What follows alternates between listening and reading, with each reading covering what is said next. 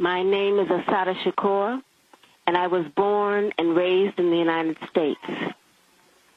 I am a descendant of Africans who were kidnapped and brought to the Americas as slaves. I spent my early childhood in the racist, segregated South. I later moved to the northern part of the country, where I realized that black people were equally victimized by racism and oppression.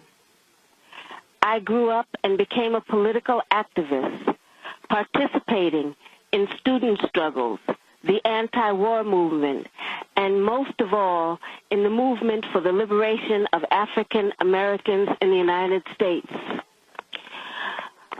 I later joined the Black Panther Party, an organization that was targeted by the COINTELPRO program, a program that was set up by the Federal Bureau of Investigation to eliminate all political opposition to the U.S. government's policies, to destroy the black liberation movement in the United States, to discredit activists, and to eliminate potential leaders. Under the COINTELPRO program, many political activists were harassed, imprisoned, murdered, or otherwise neutralized.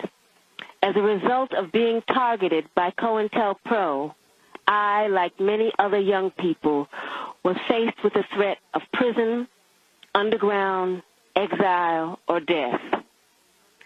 The FBI, with the help of local police agencies, systematically fed false accusations and fake news articles to the press, accusing me and other activists of crimes we did not commit. Although in my case the charges were eventually dropped or I was eventually acquitted, the national and local police agencies created a situation where, based on their false accusations against me, any police officer could shoot me on sight. It was not until the Freedom of Information Act was passed in the mid-'70s that we began to see the scope of the United States government's persecution of political activists. At this point, I think that it is important to make one thing very clear. I have advocated, and I still advocate, revolutionary changes in the structure and in the principles that govern the United States. I advocate self-determination for my people and for all oppressed people inside the United States. I advocate an end to capitalist exploitation, the abolition of racist policies, the eradication of sexism, and the elimination of political repression. If that is a crime, then I am totally guilty. To make a long story short, I was captured in New Jersey in 1973 after being shot with both arms held in the air and then shot again from the back. I was left on the ground to die, and when I did not, I was taken to a local hospital where I was threatened, beaten, and tortured. In 1977, I was convicted in a trial that can only be described as a legal lynching. In 1979, I was able to escape with the aid of some of my fellow comrades. I saw this as a necessary step, not only because I was innocent of the charges against me, but because I knew that the racist legal system in the United States, I would receive no justice. I was also afraid that I would be murdered in prison.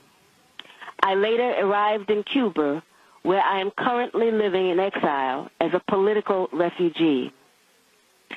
The New Jersey State Police and other law enforcement officials say they want to see me brought to justice.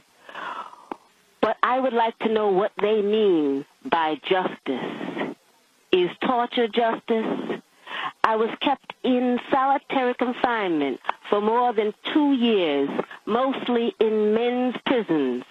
Is that justice? My lawyers were threatened with imprisonment and imprisoned. Is that justice? I was tried by an all-white jury without even the pretext of impartiality and then sentenced to life in prison plus 33 years. Is that justice? Let me emphasize that justice for me is not the issue I am addressing here. It is justice for my people that is at stake. When my people receive justice, I am sure that I will receive it too.